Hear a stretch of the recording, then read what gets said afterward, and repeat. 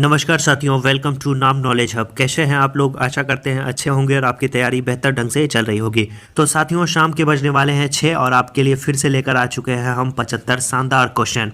और ये 75 क्वेश्चन जिसमें 50 जीके और 25 साइंस के क्वेश्चन होते हैं और प्रतिदिन शाम के 6 बजे के आसपास ये वीडियो अपलोड होता है और आप इसमें टेस्ट देते हैं और अपने कमेंट के माध्यम से बताते हैं कि आपका सही कितना है। इससे पहले साथियों 13 सेट अपलोड कर दिए गए हैं, ये 14वां सेट है और आज हम लोग फिर से 75 क्वेश्चन को देखते हैं। और पिछले वीडियो को आपने नहीं देखा है, मिस कर दिया है, तो जाकर जरूर देख लें। प्लेलिस्ट भी बना होगा और चैनल के डिस्क्रिप्शन में भी लिंक दिया हुआ है। तो चलिए हम लोग बिना किसी देरी के शुरू करते हैं। पहला प्रश्न है कि टोक्यो 2020 ओलंपिक हॉकी में भारत ने किस देश को हराकर कांस्य पदक जीता था? बताएं। अच्छा क्वेश्चन है। तो इसका जो सही आंसर हो जाएगा वो क्या हो जाएगा साथियों? याद रखना है जर्मनी। याद रखना है क्या हो जाएगा? जर्मनी। अगला क्वेश्चन है FIDE किस खेल का अंतर्राष्ट्रीय महासंघ है? बताएं। सही आंसर इसका हो जाएगा, याद रखना है शतरंज। याद रखना है शतरंज महासंघ है जिसका मुख्यालय स्विट्जरलैंड के लुसाने में स्थित है। इसकी स्थापना 20 जुलाई 1924 को हुई थी और इसमें जो वर्तमान में सदस्य देश हैं वो कितने हैं? 195। याद रखेंगे, अच्छा क्वेश्चन है। अगला प्रश्न है कि डैश के मध्य की अवधि भारतीय इतिहास में संतलत काल के जो है नाम से जानी जाती है? बताएं। तो आपको पता ही होगा 1206 से लेकर 1526 तक, यानी पानीपत के प्रथम युद्ध तक जो है हम लोग दिल्ली सल्तनत के काल के रूप में जानते हैं। सही आंसर क्या हो जाएगा? Option A. चलिए अगला जो क्वेश्चन है, और दिल्ली सल्तनत के अंदर जो है 5 वंश थे: गुलाम वंश, खिलजी वंश, तुगलक वंश, सैयद वंश और लोदी वंश। गुलाम वंश का जो शासनकाल था वो 1206 से लेकर 90 के बीच था। खिलजी वंश का शासनकाल 1290 से 1320 तक था और तुगलक वंश का शासनकाल 1320 से 1413 तक था और सैयद वंश का शासनकाल 1414 से लेकर 1451 के बीच था। और अंत वंश और सबसे लास्ट वंश दिल्ली सल्तनत का लोदी वंश, जिसका शासनकाल 1451 से लेकर 1526 तक था। नेक्स्ट क्वेश्चन है मिहिर भोज डैश शासक थे, यानी किस वंश के शासक थे? बताएं। अच्छा क्वेश्चन है और काफ़ी इजी क्वेश्चन है। सही आंसर मिहिर भोज जो थे वो गुर्जर प्रतिहार वंश के शासक थे। याद रखना है, सही आंसर क्या हो जाएगा? ऑप्शन सी। 1978 में डैश वे संविधान संशोधन ने संपत्ति के अधिग्रहण, उस पर नियंत्रण और बेचने को मौलिक अधिकार से हटा दिया था। बताएं। और मौलिक अधिकार से हटाकर इसे कानूनी अधिकार का दर्जा दिया गया है। सही आंसर जो 5 का हो जाएगा, काफ़ी इजी, 44वां संविधान संशोधन, और इसे हटाकर 300 के ए में कर दिया गया है। अगला जो प्रश्न है वो है कि अबुल फजल किस सूफी संत के पुत्र थे? बताएं। सही आंसर हो जाएगा अबुल फजल जो थे वो, याद रखना है, मुबारक नागौरी के पुत्र थे। क्या हो जाएगा सही आंसर? ऑप्शन आपका कहाँ है? मुबारक नागौरी देख लेते हैं हम लोग, ऑप्शन ए में है, शेख मुबारक नागौरी। अगला जो प्रश्न है वो देखते हैं, फ्रांसीसी क्रांति किस वर्ष हुई थी? तो फ्रांसीसी क्रांति आपको पता ही होना चाहिए, 1789 ईस्वी में हुई थी। सही आंसर क्या हो जाएगा? Option C. अगला क्वेश्चन हम लोग देखते हैं, वंदे मातरम गीत जो है किस पुस्तक से लिया गया है? काफ़ी इजी क्वेश्चन है और बार बार आपने अगर सेट मारा होगा तो आसानी से इसका आंसर दे पाएंगे। सही आंसर क्या हो जाएगा? ऑप्शन बी, आनंद मठ से लिया गया है। अगला जो प्रश्न है वो क्वेश्चन है कि भूतापीय ऊर्जा का अधिकतम उपयोग कहाँ होता है? साथियों, चैनल पे पहली बार आया है तो चैनल को जरूर सब्सक्राइब कर दें और वीडियो को लाइक कर दें ताकि कोई भी जो आपको 75 क्वेश्चन का टेस्ट करवाया जाता है आपसे मिस ना हो। सही आंसर हो जाएगा, भूतापीय ऊर्जा का जो अधिकतम उपयोग है वो कहाँ होता है, ये प्रश्न था। तो इसका जो सही आंसर हो जाता वो हो जाता आइसलैंड में होता है। अगला क्वेश्चन है कि भारत द्वारा विकसित प्रथम वाणिज्यिक असैनिक वायुयान कौन सा है? सही आंसर इसका हो जाएगा, याद रखना है, सारस है। क्या हो जाएगा? सारस। अगला जो क्वेश्चन है वो हम लोग देखेंगे वो है, विश्व व्यापार संगठन जो अब गेट के स्थान पे है का मुख्यालय कहाँ स्थित है? देखिए आपके प्रश्न में ही एक क्वेश्चन छुपा हुआ है कि विश्व व्यापार संगठन का जो पूर्व नाम है वो क्या था? वो था गेट। बार बार एग्जाम में पूछा भी जाता है, GATT। तो इसका सही आंसर क्या हो जाएगा? जेनेवा। क्या हो जाएगा? जेनेवा। और बार बार आपको पता है इसकी स्थापना कब की गई थी? 1 जनवरी 1995 में। अगला जो क्वेश्चन है वो हम लोग देखेंगे कि विधान परिषद की सदस्यता के लिए न्यूनतम आयु सीमा क्या है?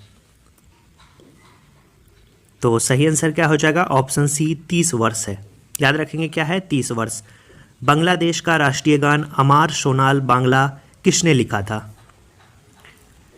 सही आंसर क्या हो जाएगा? रविंद्रनाथ टैगोर ने लिखा था। स्वदेशी आंदोलन के दौरान लिखा गया गीत था जो बाद में जाकर बांग्लादेश का राष्ट्रीय गीत बना था। अगला प्रश्न है कि भारतीय वानिकी संस्थान भारत के किस शहर में स्थित है? तो काफ़ी इजी क्वेश्चन है, देहरादून में स्थित है आपका भारतीय वानिकी संस्थान। प्रश्न अगला है कि दीनदयाल रसोई योजना जिसके तहत केवल 5 रुपये में भोजन उपलब्ध कराया जाएगा, 6 अप्रैल 2017 को किस राज्य द्वारा यह आरंभ किया गया था? काफ़ी ही चर्चा में भी रहा था, इसलिए आपके एग्जाम में पूछे जाने की संभावना भी बनती है। सही आंसर जो है ये मध्य प्रदेश के द्वारा शुरू किया गया था। दीनदयाल रसोई योजना अप्रैल 2017 में इसकी शुरुआत की गई थी। प्रश्न अगला है कि जकारियास जानसेन ने किसका आविष्कार किया था? तो सही आंसर इसका हो जाएगा 16 नंबर का, याद रखना है सूक्ष्मदर्शी का। क्या हो जाएगा? सूक्ष्मदर्शी का। 1595 ईस्वी के आसपास इसने जो है इसका आविष्कार किया था। निम्नलिखित में से कौन से खेल में गेंद का इस्तेमाल नहीं किया जाता है? बताएं। सही आंसर क्या हो जाएगा? 17 का सी। इसमें जो है गेंद का इस्तेमाल नहीं किया जाता है, इसमें रैकेट का इस्तेमाल किया जाता है। आपने देखा होगा अगर आप बैडमिंटन खेले होंगे तो। अगला क्वेश्चन है हम लोग देखेंगे 18 नंबर का। इकेबाना एक जापानी कला है जो डैश से संबंधित है, बताएं। सही आंसर इसका हो जाएगा, याद रखना है फूलों को सजाने से संबंधित है आपका इकेबाना, और ये जापानी कला है। डेविस कप की तरह महिलाओं का टूर्नामेंट क्या है? पुरुषों में हम लोग डेविस कप के नाम से जानते हैं, महिलाओं में किस कप के नाम से जानते हैं, ये प्रश्न पूछा गया है। सही आंसर फेड कप के नाम से जानते हैं। अंतर्राष्ट्रीय टेनिस फेडरेशन द्वारा आयोजित महिलाओं का टूर्नामेंट है, याद रखेंगे। ITF द्वारा आयोजित आपका पुरुषों का टूर्नामेंट क्या है? डेविस कप टेनिस टूर्नामेंट है, याद रखेंगे। ऐसे भी क्वेश्चन पूछा जा सकता है कि डेविस कप का संबंध किस खेल से है, तो याद रखेंगे डेविस टेनिस। हाल ही में किसने अपनी आत्मकथा एन अनसुटेबल बॉय का लोकार्पण किया है? सही आंसर इसका हो जाएगा, याद रखना है ऑप्शन सी करण जौहर, याद रखेंगे करण जौहर। और साथियों आपको बता दें कि आत्मकथा से संबंधित जितने भी पुस्तकें हैं वो आपके एग्जाम में पूछे जाते हैं, जैसे नो स्पिन किसकी आत्मकथा है, बिलीव किसकी आत्मकथा है। इन सभी साथियों आत्मकथा से संबंधित भी वीडियो आपके लिए लाएंगे क्योंकि एग्जाम के लिए काफ़ी महत्वपूर्ण हो जाता है। इससे पहले साथियों जो सुपरफास्ट डिवीजन है उसमें हम लोगों ने पुस्तक और लेखक देखा, अभी वो वीडियो साथियों नहीं ला रहे हैं क्योंकि नोट्स पे आपका काम चल रहा है, जल्द ही आपको नोट्स भी प्रोवाइड किया जाएगा। चलिए अगला क्वेश्चन है, निम्नलिखित में से कौन सा देश हिंद महासागर तटीय जो है क्षेत्रीय सहयोग संगठन का सदस्य नहीं है? बताएं। सही आंसर जो इसका हो जाएगा, याद रखना है नहीं है कौन? चीन जो है इसका सदस्य देश नहीं है, याद रखेंगे। इसके सदस्य देश में ऑस्ट्रेलिया, बांग्लादेश, आपको भारत, इंडोनेशिया, ईरान, केन्या जैसे देश इसमें शामिल हैं। वॉली स्मैश सर्विस शब्द जो है किस खेल से संबंधित है? खेलों से संबंधित जो आपके शब्द हैं वो एग्जाम में पूछे जाते हैं, जैसे लव का संबंध किससे है, उसके बाद बटरफ्लाई का संबंध किससे है, तो ये सब क्वेश्चन पूछे जाते हैं। बताएं इसका सही आंसर क्या हो जाएगा? सही आंसर इसका हो जाएगा ऑप्शन बी लॉन टेनिस से संबंधित है स्मैश, वॉली और सर्विस शब्द। चलिए अगला क्वेश्चन देखते हैं। जनगणना 2011 के अनुसार बिहार में साक्षरता दर कितनी थी? सही आंसर इसका हो जाएगा सबसे कम अगर पूरे राज्यों की तुलना में देखा जाए, ऑप्शन सी 61.8%। अगला प्रश्न है कि बिहार राज्य निर्वाचन आयोग बिहार पंचायत चुनाव में EVM का कौन सा मॉडल इस्तेमाल करेगा? आपको पता ही है कि हाल में बिहार में पंचायती चुनाव का भी आयोजन किया गया था, बिहार के पंचायत में चुनाव हुए थे, उसमें कौन से मॉडल का इस्तेमाल जो है बिहार सरकार के द्वारा किया गया था? सही आंसर जो 24 का हो जाएगा वो याद रखना है M2 मॉडल का। बिट्टू फिल्म को ऑस्कर के लिए नामांकित किया गया है, इसका संबंध बिहार के किस जिले से है? तो सही आंसर इसका हो जाएगा ऑप्शन ए सारण जिले से। बिहार में ग्रामीण क्षेत्रों में स्वच्छता में सुधार के लिए निम्न में से कौन सी महत्वपूर्ण योजनाएं चलाई जा रही है? सही आंसर इसका हो जाएगा, याद रखना है लोहिया योजना। प्रश्न है कि वर्ष 2011 की जनगणना के अनुसार बिहार की पुरुष साक्षरता दर कितनी है? सही आंसर 71.20 जो है पुरुष साक्षरता दर है और 51.50 महिला साक्षरता दर है, जो कि आपके BPSC के एग्जाम में पूछा भी गया था। अभी हाल ही में पैरा ओलंपिक में ऊंची कूद में कांस्य पदक दिलाने वाले शरद कुमार का संबंध बिहार के किस जिले से है? तो सही आंसर इसका हो जाएगा वो बिहार के मुजफ्फरपुर के निवासी हैं, याद रखेंगे। भारत में पंचायती राज व्यवस्था सर्वप्रथम राजस्थान और देश में प्रारंभ की गई थी। सही आंसर जो हो जाएगा वो आपको याद रखना है आंध्र प्रदेश में, राजस्थान और आंध्र प्रदेश में इसकी शुरुआत की गई थी और 2 अक्टूबर 1959 को राजस्थान के नागौर में लागू किया गया था। 1959 में आंध्र प्रदेश में इसकी शुरुआत हुई थी। इसके बाद 1962 में असम, तमिलनाडु और कर्नाटक में, 1963 में महाराष्ट्र में, 1964 में गुजरात और पश्चिम बंगाल में लागू किया गया था। अगला प्रश्न है कि विश्व अल्जाइमर दिवस जो है कब मनाया जाता है, किस तिथि को मनाया जाता है। सही आंसर ये जो मनाया जाता है 21 सितंबर को मनाया जाता है, याद रखेंगे। अगला प्रश्न है कि अमेरिकी अंतरिक्ष एजेंसी नासा ने घोषणा की है वो किस ग्रह के लिए वर्ष 2028 से 2030 के बीच 2 अभियान भेजेगी। सही आंसर याद रखना है शुक्र ग्रह। क्या हो जाएगा, ऑप्शन ए बिल्कुल सही जवाब है।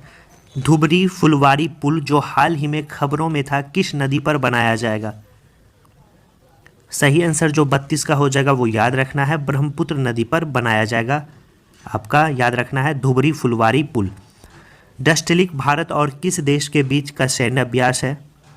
काफ़ी इजी क्वेश्चन है, उज्बेकिस्तान, याद रखेंगे। सही आंसर क्या हो जाएगा, option B. Smart city mission के तहत बिहार के कितने शहर को चुना गया है। तो स्मार्ट सिटी मिशन के तहत जो है बिहार के 4 शहर को चुना गया है, जिसमें पटना, भागलपुर, बिहार शरीफ और मुजफ्फरपुर शामिल है। बिहार का पहला जिला जहां सबसे पहले त्रिस्तरीय पंचायतों के परामर्शी समिति ने कार्य करना प्रारंभ किया था। सही आंसर इसका हो जाएगा, याद रखना है ऑप्शन ए। क्या हो जाएगा, शिवहर। साथियों इसमें थोड़ा सा बिहार स्पेशल के क्वेश्चन जाते हैं और किसी किसी सेट में नहीं भी रहते हैं। अगर आप साथियों कंटिन्यू सेट को देखेंगे तो आप सभी क्वेश्चन को आसानी से कवर कर पाएंगे। चलिए आगे बढ़ते हैं हम लोग कि हाल ही में देखिए बिहार से और क्वेश्चन है। चलिए बिहार स्पेशल ही सेट मान के आप इसे चले कि हाल ही में बिहार के किस स्थान पर सड़क अनुसंधान केंद्र बनाने की घोषणा की गई है। अगर आप बीपीएससी 68वीं की भी तैयारी करते हैं तो आपका अभी से रिवीजन होता भी चला जाएगा। सही आंसर जो 36 का हो जाएगा वो आपको याद रखना है मोकामा। हाल ही में जारी एसडीजी इंडिया इंडेक्स 2021 के अनुसार बिहार में सड़क दुर्घटना में मृत्यु दर प्रति आबादी 1 लाख पर कितनी है। सही आंसर याद रखना है ऑप्शन डी 6 है। बिहार में एसएजी यानी शैग योजना किसके लिए है। सही आंसर हो जाएगा 38 का, याद रखना है ऑप्शन डी किशोर बालिकाओं के लिए है। नशीली दवाओं के दुरुपयोग और अवैध तस्करी के खिलाफ अंतर्राष्ट्रीय दिवस निम्न में से किस दिन मनाया जाता है। सही आंसर जो 39 का हो जाएगा वो याद रखना है 26 जून को मनाया जाता है। विश्व गौरैया दिवस कब मनाया जाता है। विश्व गौरैया दिवस मनाया जाता है 20 मार्च को। वर्ष 2008 में बिहार की कौन सी नदी ने अपना मार्ग परिवर्तित किया एवं आपदा की स्थिति उत्पन्न की। याद रखना है सही आंसर इसका हो जाएगा कोसी, जिसे बिहार के शोक के भी नाम से जाना जाता है। बिहार के किस प्रमंडल के अंतर्गत न्यूनतम जिले हैं। सही आंसर इसका हो जाएगा 42 का, काफ़ी बार आपको बताया भी हैं। क्या हो जाएगा सही आंसर, और आपके एग्जाम में भी सीडीपीओ के एग्जाम में क्वेश्चन पूछा था सबसे न्यूनतम जो है जिले किस प्रमंडल के अंतर्गत आते हैं। तो सही आंसर भागलपुर के अंतर्गत 3 जिले आते हैं, याद रखना है। अगला जो प्रश्न है वो हम लोग देखेंगे निम्नलिखित में से बिहार का दक्षिणी पठार का भाग नहीं है, बताएं कौन। सही आंसर 43 का हो जाएगा, याद रखना है रोहतास। इसे बिहार स्पेशल ही मान के चले। देखिए बिहार के बहुत सारे क्वेश्चन आ गए हैं। बिहार में गंगा किस नदी को छोड़कर उत्तर बिहार तथा दक्षिण बिहार के समस्त नदियों के अपार जल भंडार को बिहार की भूमि में ही यह अपने में समेट लेती है। सही आंसर क्या हो जाएगा महानंदा। इनमें से कौन सी फसल बिहार की प्रमुख फसल में नहीं आती है, बताएं। सही आंसर क्या हो जाएगा गन्ना। 45 का सही आंसर ऑप्शन सी हो जाएगा। प्रश्न अगला है कि बिहार के सर्वाधिक वनीय क्षेत्र वाला जिला कौन सा है। सही आंसर हो जाएगा 46 का भभुआ। याद रखेंगे कौन सा जिला है, भभुआ जिला है। प्रश्न अगला है कि बिहार के प्रथम हरिजन मुख्यमंत्री कौन थे। बिहार के जो प्रथम हरिजन मुख्यमंत्री थे वो कौन थे, भोला पासवान शास्त्री। अगला प्रश्न है कि इनमें से कौन से व्यक्ति बिहार विभूति के नाम से जाने जाते हैं। सही आंसर जो 48 का हो जाएगा वो आपको याद रखना है ऑप्शन डी अनुग्रह नारायण सिंह। वज्जिका भाषा बिहार के किस क्षेत्र में बोली जाती है। सही आंसर इसका हो जाएगा वैशाली में बोली जाती है वज्जिका भाषा। ग्रीन बजट पेश करने वाला बिहार कौन सा राज्य है बताएं। अच्छा क्वेश्चन है। सही आंसर पहला राज्य है आपका बिहार। चलिए, बिहार और जीके का क्वेश्चन हम लोगों ने देखा, अधिकतर बिहार के ही क्वेश्चन थे। अब हम लोग जो है साइंस के एक्यूरेट 25 क्वेश्चन को देखते हैं। जीका वायरस का वाहक कौन सा मच्छर होता है बताएं। साइंस के 25 क्वेश्चन शुरू हो गए हैं और वीडियो को अभी तक आपने लाइक नहीं किया है तो किस बात का इंतजार कर रहे हैं। वीडियो को लाइक करिए और चैनल को सब्सक्राइब करिए। चलिए, 51 का जो सही आंसर हो जाएगा वो हो जाएगा एडिल। अगला जो प्रश्न है वो हम लोग देखेंगे कि वो है आपका कि झिल्लीदार गर्दन किसका अभिलक्षण है। सही आंसर हो जाएगा ऑप्शन बी टर्नर आपको संलक्षण। अगला प्रश्न है कि मनुष्य के खून का पीएच होता है, कैसा होता है, किस प्रकृति का होता है, यह प्रश्न पूछा गया है। सही आंसर कम क्षारीय होता है। क्या होता है? कम क्षारीय होता है। और 7.35 से लेकर 7.45 के बीच जो है मानव के रक्त का पीएच मान होता है। निम्न में कौन सा विद्युत खपत को बढ़ते क्रम में प्रदर्शित कर रहा है बताएं। आपको बढ़ते हुए क्रम में बताना है, यानी सबसे नीचे जो होगा यानी सबसे पहले में कम वाला होगा और सबसे लास्ट में जो ज़्यादा विद्युत खपत करता है वो होगा। तो सही आंसर क्या हो जाएगा 54 का सी। पंखा से ज़्यादा टेलीविज़न, उससे ज़्यादा विद्युत प्रेस, उससे ज़्यादा आपका इलेक्ट्रिक केटली। सही आंसर क्या हो जाएगा ऑप्शन सी। अगला जो प्रश्न है कि दो समांतर प्रतिरोध वाले सर्किट का कुल प्रतिरोध 1.403 किलो ओम है। यदि एक प्रतिरोधक का मान 2 किलो ओम है तो दूसरे प्रतिरोध का मान क्या होगा, यह प्रश्न पूछा गया है। बताएं इसका सही आंसर क्या हो जाएगा। सही आंसर जो हो जाएगा याद रखना है 55 का डी हो जाएगा। क्या हो जाएगा 55 का डी। कुल प्रतिरोध साथियों दिया गया है 1/r का मान दिया गया है 1.403 बराबर जो आपका दिया गया है एक प्रतिरोध का मान यानी 1/r1 दिया गया है आपका कितना 2 और 1/r2 आपको निकालना है। तो आप इस फार्मूले से निकालेंगे तो आसानी से आपका आंसर निकल पाएगा। अगला जो प्रश्न है वो हम लोग देखेंगे कि परमाणु बम का कार्यकारी सिद्धांत यूरेनियम का नाभिकीय विखंडन है और हाइड्रोजन बम का कार्यकारी सिद्धांत जो है वो क्या है। अच्छा क्वेश्चन है। 56 का सही आंसर हो जाएगा ऑप्शन ए ड्यूटोरियम का नाभिकीय संलयन। अगला प्रश्न हम लोग देखेंगे कि ब्लूटूथ तकनीक अनुमति देती है। सही आंसर हो जाएगा ऑप्शन डी उपकरणों के बीच वायरलेस संचारण में। प्रश्न अगला है कि जब इनो लवण को जल में डाला जाता है तो बुलबुले बनते हैं, जिसका कारण कौन सा गैस होता है। अच्छा क्वेश्चन है। सही आंसर CO2 गैस होता है। अगला प्रश्न है कि सीरा किसके उत्पादन के लिए अति उत्तम कच्चा माल है। सही आंसर हो जाएगा याद रखना है अल्कोहल। क्या हो जाएगा अल्कोहल। बायोगैस में मुख्यतः होती है कौन सी गैस होती है बताएं। सही आंसर जो हो जाएगा वो आपको याद रखना है कार्बन डाइऑक्साइड एवं मीथेन। ऑप्शन सी बिल्कुल सही जवाब है। ट्राइग्लिसराइड क्या है। और काफ़ी बार साथियों इसका जिक्र भी किए हैं। ट्राइग्लिसराइड क्या है, वसा है। याद रखेंगे क्या है, वसा। निम्न में से कौन रासायनिक उर्वरक नहीं है बताएं। 62 का सही आंसर क्या हो जाएगा सोडियम सल्फेट। ऑप्शन बी बिल्कुल सही जवाब है। रासायनिक दृष्टि से सिंदूर है, बताएं क्या है सिंदूर का जो है आपको रासायनिक नाम क्या है, ये प्रश्न पूछा गया है। सही आंसर इसका हो जाएगा मर्क्यूरिक सल्फाइड। क्या हो जाएगा मर्क्यूरिक सल्फाइड, जिसे हम लोग इंडिकेट करते हैं HgS से। अगला क्वेश्चन देखते हैं। वृद्धावस्था एवं काल प्रभाव के विषय में ज्ञान प्राप्त करने की विधा को क्या कहते हैं, किस नाम से जानते हैं। इसका अध्ययन हम लोग जो है जेरेंटोलॉजी में करते हैं। अगला प्रश्न है कि निम्नलिखित में से कौन सा कथन सही नहीं है, यह प्रश्न पूछा गया है बताएं। सही आंसर इसका हो जाएगा कि सभी इकाई नोडर्म सजीव प्रजक होते हैं, ये आपका गलत है। याद रखना है गलत है। अगला प्रश्न है कि सेब के फल में लाली का कारण क्या है। तो काफ़ी इजी क्वेश्चन है। सेब के फल में लाली का कारण क्या है, एंथ्रोसाइनिन। क्या हो जाएगा ऑप्शन ए होगा मायोपिया किस अंग का दोष है। तो काफ़ी इजी क्वेश्चन है, आपको नेत्र का दोष है मायोपिया। अगला जो प्रश्न है 68 नंबर का कि पार्सेक मात्रक है, किसका मात्रक है पार्सेक। तो पार्सेक दूरी का मात्रक है और एक पार्सेक बराबर 3.26 प्रकाश वर्ष ज्ञात किया जाता है। अगला जो प्रश्न है वो है कि निम्नलिखित में से कौन सी राशि सदिश नहीं है बताएं, यानी अदिश राशि है। तो सही आंसर हो जाएगा कि इनमें से जो अदिश राशि है वो कौन सा है अदिश राशि। याद रखना है ऑप्शन डी आयतन जो है अदिश राशि है। बाकी विस्थापन, बल, वेग, आवेग ये सभी जो होते हैं सदिश राशि होते हैं। अगला प्रश्न है कि बर्फ जमी झील के अंदर मछलियां जीवित रहती है क्योंकि।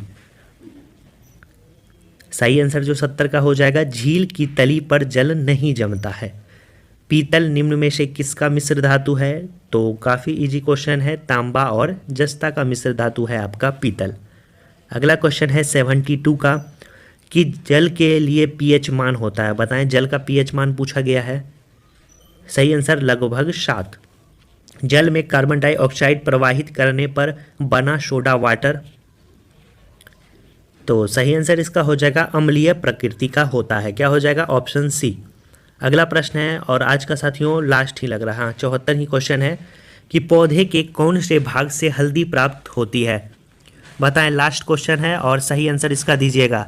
ऑप्शन डी तना। क्या हो जाएगा? तना। और 74 क्वेश्चन में साथियों अगर आपका 55 प्लस आ रहा है, क्योंकि बिहार स्पेशल के भी क्वेश्चन थे, अगर 55 आपका आ रहा है तो आप सेफ स्कोर जोन में हैं। और इस 55 को साथियों 60 प्लस लाने की कोशिश करिएगा। और जिनका 55 से कम है तैयारी उनको करनी ही पड़ेगी और कोई विकल्प नहीं है, क्योंकि आपने देखा बीपीएससी का कटअप और उसी के इर्द गिर्द जो है इवन उससे ज़्यादा ही जाएगा बिहार एसएससी का कटअप। जैसे रेलवे एसएससी के बच्चे ने बीपीएससी के कटअप को बढ़ा दिया है, वैसे रेलवे और एसएससी के बच्चे ही आपको बिहार एसएससी के भी कटअप को बढ़ाएंगे, क्योंकि मैथ और रीजनिंग उसका काफ़ी ही अच्छा होता है। और मैथ और रीजनिंग बेस्ड एग्जाम है, आपको पता ही होना चाहिए। 75 क्वेश्चन पूछे जाएंगे मैथ और रीजनिंग से और 75 में आपका जीके साइंस है। कंपटीशन काफ़ी ही तगड़ा होगा, ये आपको मान के चलना होगा। और तैयारी एक दिन भी आपको मिस नहीं करना है, सब कुछ छोड़ छाड़ के आप तैयारी पे लग जाइए, क्योंकि ये वैकेंसी है। इसके बाद जो है बिहार एसएससी द्वारा कब आएगी वैकेंसी उसकी कोई गारंटी है नहीं, इसीलिए अपनी तैयारी को ज़्यादा से ज़्यादा मजबूत करिए और शाम के 6 बजे यहाँ पे ज़रूर जुड़िएगा। चलिए साथियों, मिलते हैं ऐसे ही शानदार सेट के साथ नेक्स्ट सेट में। वीडियो को लाइक, चैनल को सब्सक्राइब और दोस्तों के पास शेयर कर दीजिए। धन्यवाद साथियों।